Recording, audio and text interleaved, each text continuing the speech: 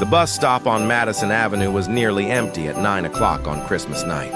Most of the city had retreated indoors hours ago, gathered around trees and tables, surrounded by family and warmth. But Andrew Sterling sat alone on the cold bench, his expensive navy suit offering little protection against the December wind, a paper coffee cup cooling in his hand. At 42, Andrew was the founder and CEO of Sterling Innovations, a tech company worth $3 billion. His face had been on the cover of Fortune magazine twice. He owned a penthouse that overlooked Central Park, drove cars that cost more than most people's houses, and had more money than he could spend in 3 lifetimes. What he didn't have, what he'd traded away in pursuit of all that. Success was anyone to spend Christmas with. His parents had passed away years ago. His sister lived in London with her family and had stopped inviting him to visit after he'd canceled on her too many times, always because of work. His last relationship had ended 18 months ago, when his girlfriend had finally accepted that she would always come second to his company. So Andrew had spent Christmas Day the way he spent most days, in his office, working on a presentation, reviewing quarterly projections, planning the next acquisition. When he'd finally looked up from his laptop, it was dark outside, and he'd realized he'd forgotten to eat. He'd walked to the nearest place still open, gotten coffee and a sandwich he'd barely tasted, and now he was sitting at a bus stop because he couldn't face going back to his empty apartment just yet. The Christmas tree visible across the street glowed with white lights, mocking him with its beauty. Somewhere nearby, he could hear laughter from a restaurant still serving late diners, the sounds of life, of connection, of everything he'd somehow lost along the way. "Excuse me, mister?" The small voice startled Andrew out of his thoughts. He looked down to find a little boy standing in front of him, maybe 4 years old, with curly brown hair and wearing a red sweater that had seen better days. His jeans were worn at the knees and his shoes were scuffed, but his eyes were bright with that particular hopefulness that only children possess. "Yes?" Andrew said, his voice rougher than intended from disuse. He hadn't spoken to anyone all day. The boy studied him with the frank assessment of childhood. "Are you sad? You look really sad." Andrew felt something catch in his chest. "I'm fine. Are you here alone? Where are your parents?" "My mom's inside." The boy pointed to a small convenience store a few doors down. "She's trying to see if they have any food left." "We're hungry." He said this matter-of-factly without self-pity, just stating a truth. "I'm Charlie, by the way." "Andrew?" He found himself shaking the small hand that was extended to him, surprised by the child's confident manner. Charlie sat down on the bench beside him, uninvited but somehow not unwelcome. "It's Christmas," he announced, as if Andrew might not be aware.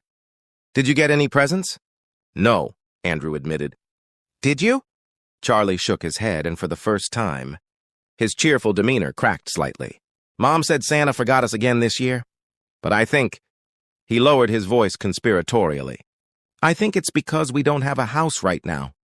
We've been staying at different places. Maybe Santa couldn't find us." The words hit Andrew like a physical blow. This child, this bright, hopeful little boy, was homeless on Christmas night, and he was trying to make sense of why he'd been forgotten. "Where have you been staying?" Andrew asked gently. "Sometimes at shelters, sometimes with Mom's friend, but she said we can't stay anymore because her boyfriend doesn't like kids." Charlie swung his legs, too short to reach the ground. "Tonight we're going to take the bus somewhere. Mom says she has a plan, but she's been crying a lot. She tries to hide it, but I know." Andrew felt something shifting inside him, something that had been frozen for years beginning to thaw. "What's your mom's name?" "Jennifer." "Jennifer Parker. She's really nice, and she works really hard. She had a job at a restaurant. But they closed down 2 weeks ago, and now she's trying to find a new one. But it's hard because she has to take care of me and—" Charlie stopped abruptly, as if realizing he'd said too much. "Are you going to call the police?" "What? No, why would I call the police?" "Sometimes people do when they find out we don't have a home. They think Mom's a bad mom, but she's not. She's the best mom. We just had some bad luck." Andrew's throat tightened. "I'm not going to call the police, Charlie. I promise." The boy relaxed visibly. "Good, because Mom's trying really hard. She reads to me every night, even when she's tired. And she shares her food with me even when there's not much.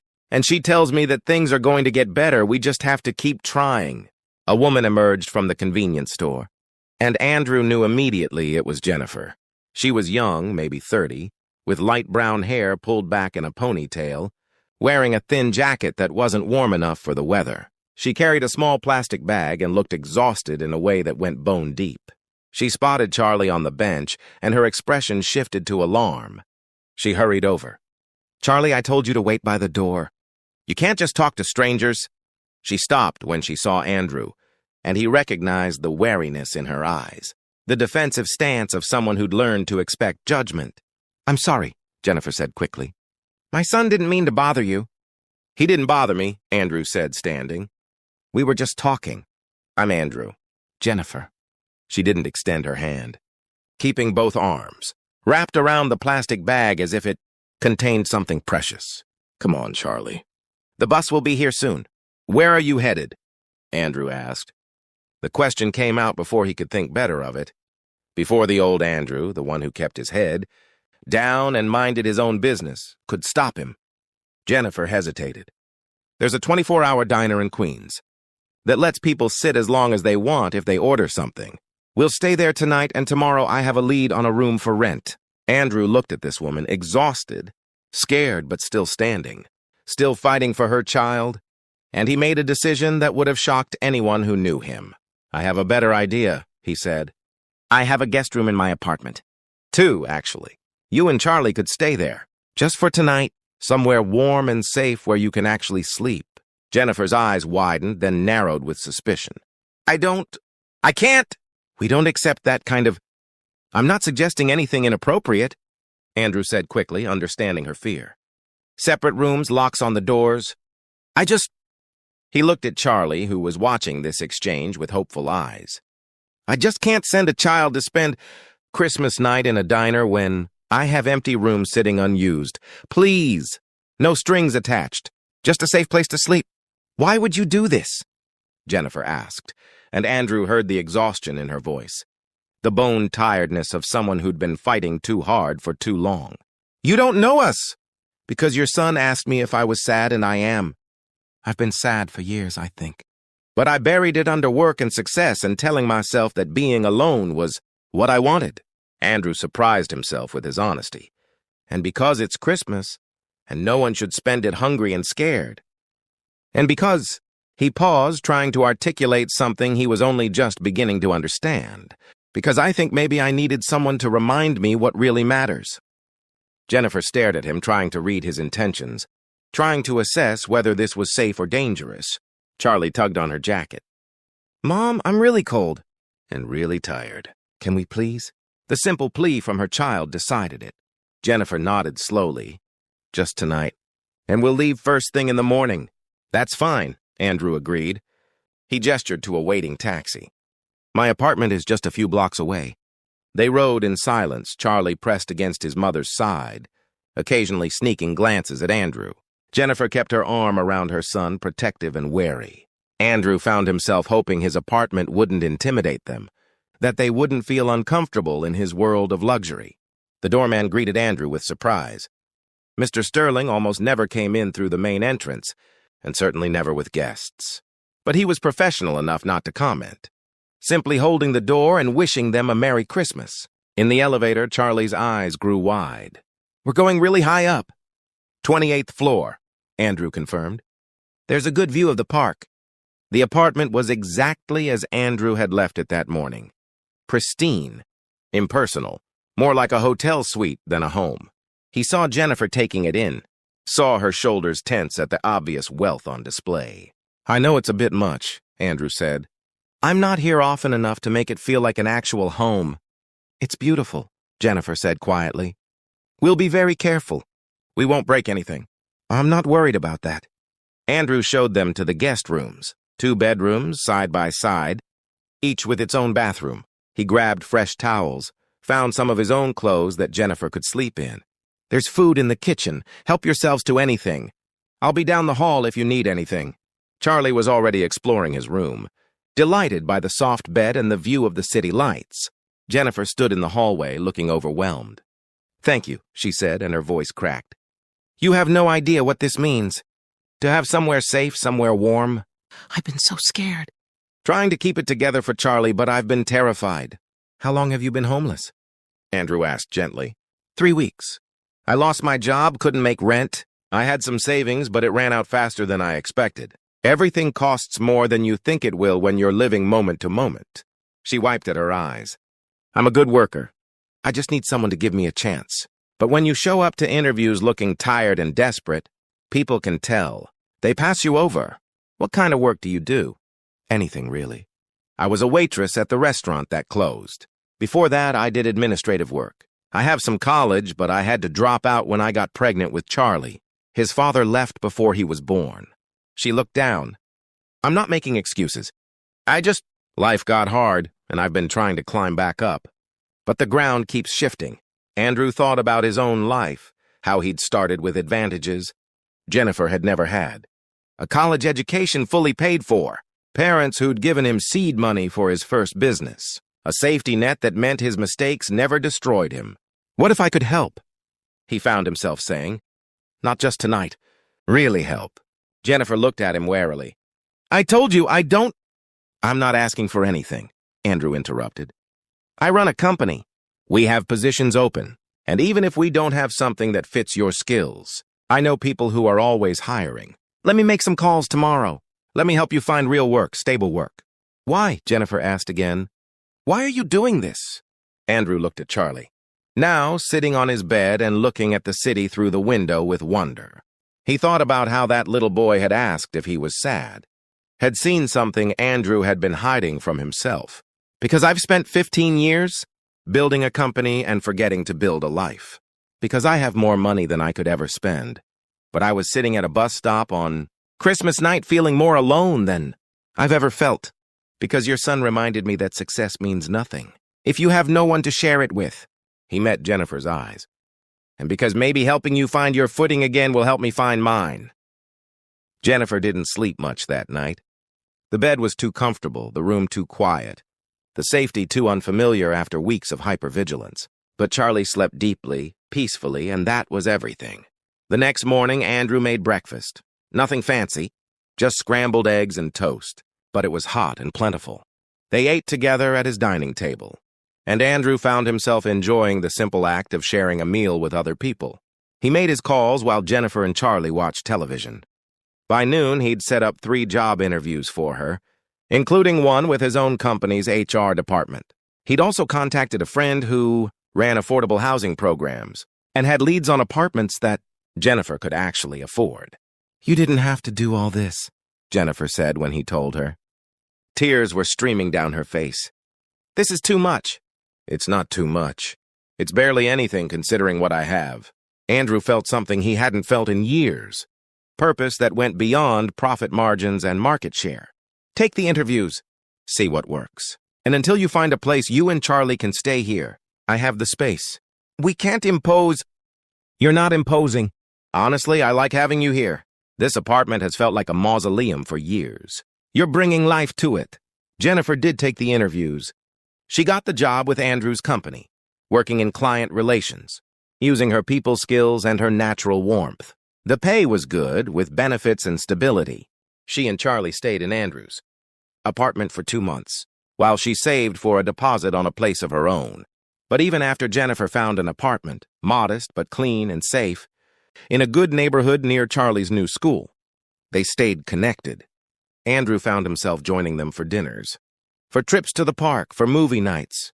He taught Charlie to play chess and helped Jennifer navigate the complexities of her new career. And slowly, carefully, he and Jennifer developed something deeper, a friendship that gradually became more, built on mutual respect and understanding. A year after that Christmas night at the bus stop, Andrew asked Jennifer and Charlie to move back into his apartment. Not as guests, but as family. I know this is fast, he said, and I know you're independent and don't need me financially. But I need you, both of you. You've taught me what it means to really live, to care about something beyond work. You've made me remember what it feels like to come home to people who care about you, not what you can do for them. Jennifer said yes, because she'd learned something too, that accepting help wasn't weakness, that sometimes the people who seem to have everything are actually missing what matters most. That love could grow in unexpected places if you were brave enough to let it. They were married that spring. Charlie was the ring bearer, solemn and proud in his little suit. At the reception, Andrew told the story of how they'd met, of sitting at a bus stop feeling more alone than he'd ever felt, and a little boy asking if he was sad. Charlie saw something I'd been hiding from everyone, including myself, Andrew said. He saw that success and wealth had left me empty. And he and Jennifer taught me that real wealth isn't measured in bank, accounts, or stock portfolios. It's measured in connection, in purpose, in having people who matter to you and letting yourself matter to them. He looked at Charlie, now 5 and thriving, no longer worried about where his next meal would come from or where he'd sleep at night. You told me that Santa forgot you, but I think maybe Santa sent you to me, because I was the one who'd been forgotten, by myself, by everyone.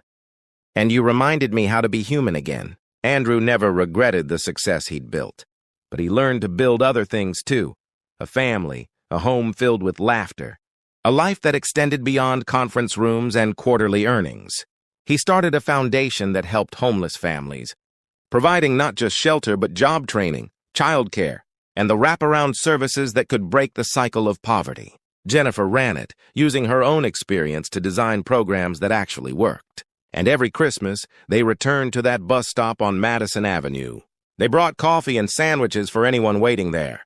They talked to people, really talked to them, saw them as human beings rather than problems to be avoided. Because Andrew had learned that we're all just one bad break away from that bench, one crisis away from needing help, one moment away from being the person everyone else walks past. And he'd learned that the people who look like they have everything are sometimes the loneliest of all, isolated by their success, forgotten in their own way. Mom said Santa forgot us again, Charlie had told him that night. But the truth was more complicated. Santa hadn't forgotten Charlie, but the world had forgotten people like Jennifer, hard workers who'd fallen on bad luck, who deserved dignity and opportunity but were instead judged and dismissed. And the world had forgotten people like Andrew too, successful and wealthy, but emotionally starving, surrounded by luxury but aching for connection. It took a child's simple question, "Are you sad?" to crack open the walls Andrew had built, to remind him that being human meant feeling things, connecting with others, caring about something beyond profit and achievement. Thank you, Charlie, for seeing what everyone else missed, for being brave enough to talk to a sad stranger on a bus bench, for reminding him that Christmas isn't about presents or trees or perfect families. It's about seeing each other, helping each other, building something meaningful together. Thank you, Jennifer, for being strong enough to accept help when you needed it, for teaching Andrew that vulnerability isn't weakness, for showing him what it means to fight for the people you love. And thank you, Andrew, for listening to a child's question and choosing connection over isolation, for using your resources to build something real, for remembering that we're here to take care of each other. May we all have the courage to ask, "Are you sad?" when we see someone sitting alone. May we all be humble enough to admit when the answer is yes. And may we all remember that the greatest gift we can give isn't found in a store or wrapped in paper. It's the gift of seeing each other, really seeing each other, and choosing to care. That's what Christmas means. That's what love means. That's what it means to be human. The rest is just details.